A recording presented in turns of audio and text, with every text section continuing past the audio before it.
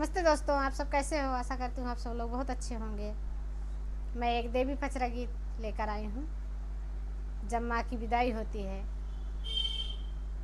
उसका गीत है। आप लोग सुनिएगा और जैसे लगे कमेंट में बताइएगा। अच्छा लगे तो सपोर्ट कीजिएगा। नौ दिन रहलू मैया हमारे आंगनवा, हो बतावा कैसे ना, हो बतावा कैसे ना कारी तो होरी विदैया, हो बतावा कैसे ना।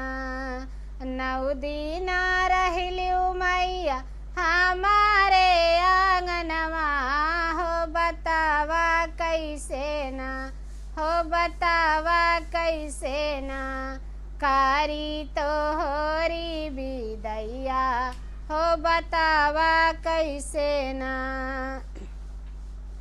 करतै विदैया मैया फाटत कर जवा, हो कि कैसे जैबू ना, हो कि कैसे जैबू ना अपने सेवा का के घरवा, हो कि कैसे जैबू ना छोड़ी के सेवा का के घरवा, हो कि कैसे जैबू ना।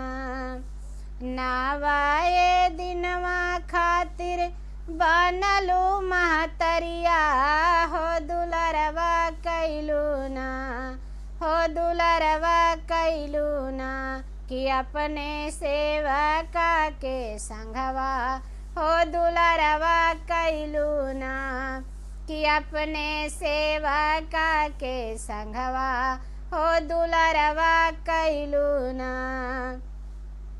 ममता की छाव दिहलो अपने आचरवा, हो कि जानी जातू ना, हो कि जानी जातू ना कि छोड़ी के सेवका लोग के घरवा, हो कि जानी जातू ना। ममता की छाव दिहलो अपने आचरवा, हो कि जानी जातू ना, हो कि जानी जातू ना कि छोड़ी के सेवका लोग के घरवा, हो कि जानी जातू ना कि छोड़ी के सेवका लोग के घरवा, हो कि जानी जातू ना। सावन के बदरा जैसे बरसेला नयनवा, हो कि जेठवे जैसे ना, हो कि जेठवे जैसे ना कि फाटेला कर जवा, हो कि जेठवे जैसे ना, हो कि फाटेला कर जवा, हो कि जेठवे जैसे ना। सावन के बदरा जैसे बरसेला नयनवा, हो कि जेठवे जैसे ना, हो कि जेठवे जैसे ना मैया मोरी फाटेला कर जवा, हो कि जेठवे जैसे ना मैया मोरी फाटेला कर जवा, हो कि जेठवे जैसे ना।